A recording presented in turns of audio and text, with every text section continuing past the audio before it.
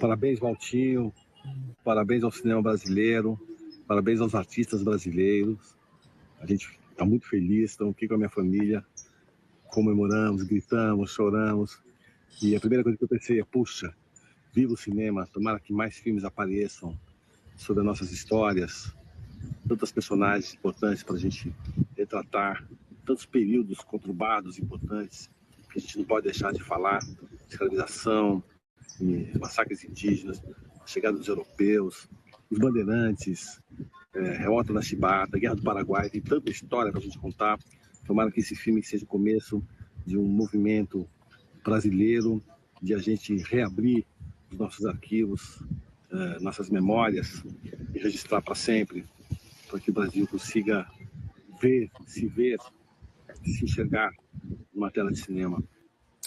Evidentemente que uma declaração emocionada, porque o filme está diretamente ligado a ele, ligado à família, ligado ao pai, à mãe e tudo mais, mas ele traz uma questão importante que eu, como historiador, muito me toca: a quantidade de episódios, enfim, assombrados, assombrosos, escabrosos da nossa história, que precisam ser contados.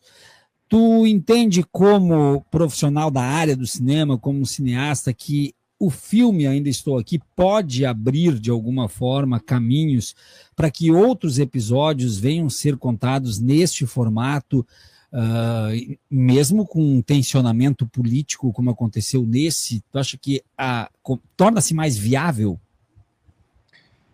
Eu não tenho dúvida.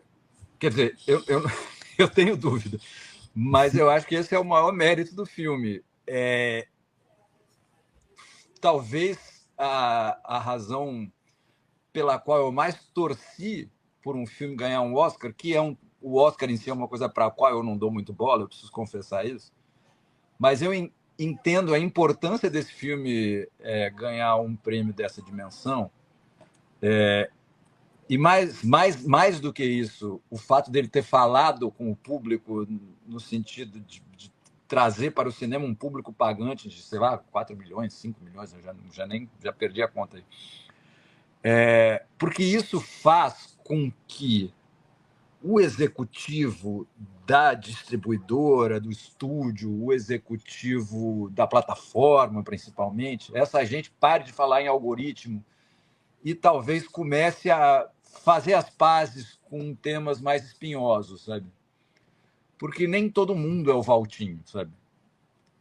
Nem todo mundo tem o background. Eu não estou falando do background familiar do Valtinho, mas o Valtinho já concorreu ao Oscar, o Valtinho já fez uma série de filmes dentro e fora do Brasil, o Valtinho conhece pessoas, o Valtinho, dentro disso que ele não gosta de chamar de campanha, mas que a gente entende como campanha, como estratégia, enfim, ele é muito bem relacionado, ele tem um passado que nem todo mundo tem.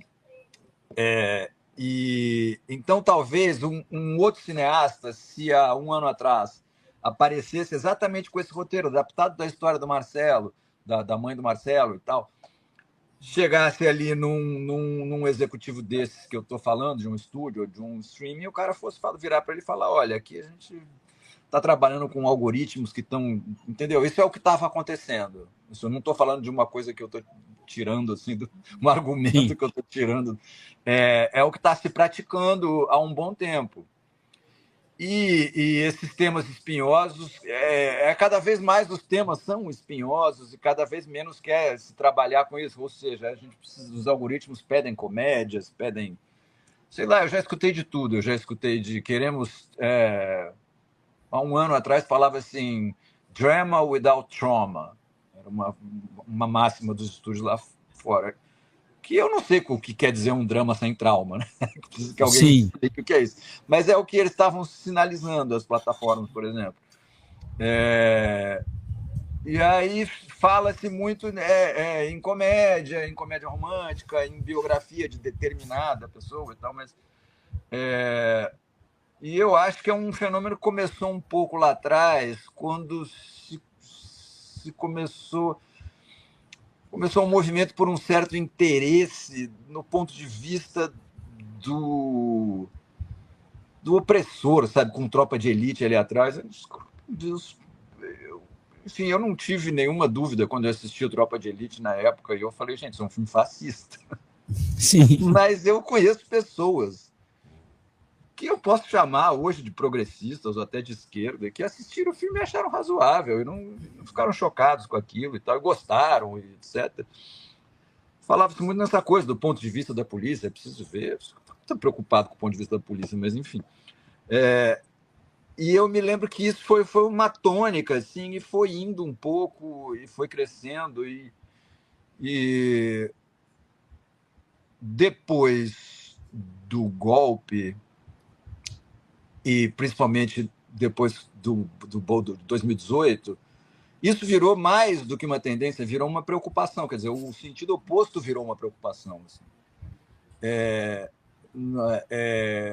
Qualquer coisa era suspeito de tender a politizar qualquer assunto. E, enquanto isso, se fez coisas como o mecanismo, por exemplo, né? Que o troço lá foi Sim. feito dentro de uma grande plataforma e tal, com os atores e atrizes aí de renome. O próprio Selton fez lá, sei lá, o Sérgio Moro, o que quer que fosse aquele cara que ele fez. Houve uma necessidade de se despolitizar o panorama, assim, o ambiente, e ao mesmo tempo em que os mecanismos foram travados, né? Como a Ancine nos anos Bolsonaro, o Temer mesmo, né? O Temer, a primeira coisa que aconteceu lá para o mercado foi ferrar lá com o fundo setorial. Aquilo ali era um mecanismo importante que já começou travando ali, já começou complicando. Depois veio o Bolsonaro, ele fez o Temer deu de presente para o Bolsonaro, fez o favor de dar de presente para o Bolsonaro assinar ou não a cota de tela, a renovação da cota de tela. É óbvio que ele não assinou. Foi ficando muito complicado ali o ambiente para a gente, assim, principalmente nos anos Bolsonaro. A Ancine paralisou, né? Eu, por exemplo, tenho um filme que eu fui rodar o ano passado, que eu não sei se vocês lembram, mas é sobre uma figura chamada Mariel Marisco. Você lembra dessa figura? Não, não lembro. O Mariel Marisco era um sujeito que foi o sujeito que popularizou o Esquadrão da Morte no fim dos anos 60, no Rio de Janeiro.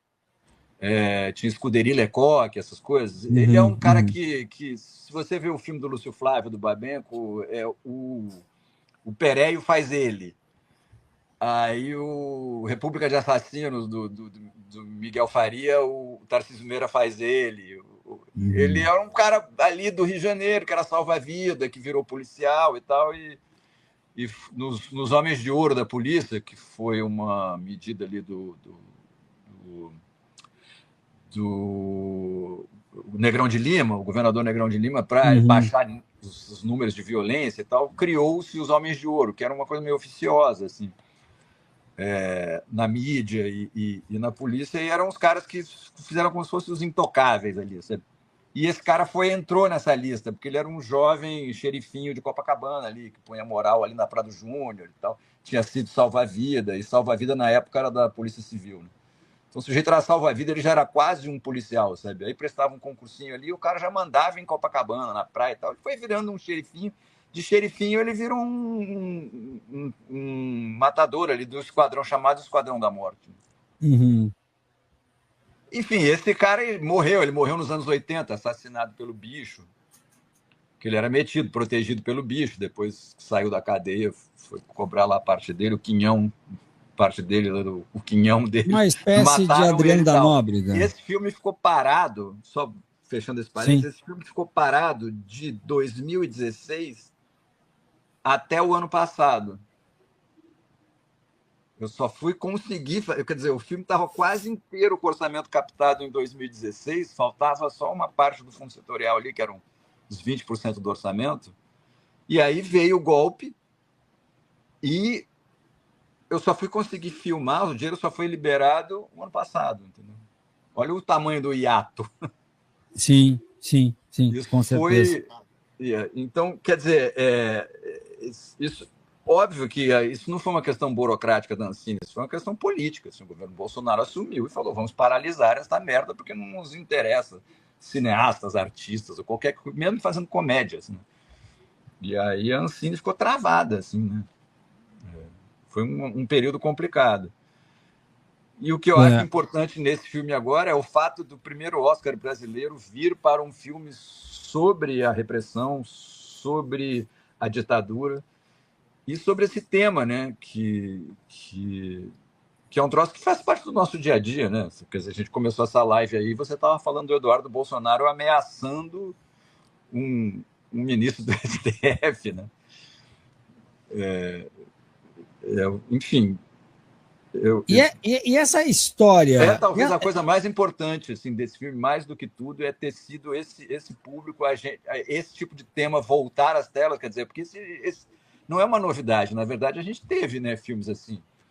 Teve o Pra Frente Brasil, teve o Marighella e tal, mas nesse momento, isso ter acontecido é muito importante. O Marighella é um que foi paralisado pela Ancine do Bolsonaro. Uhum, uhum.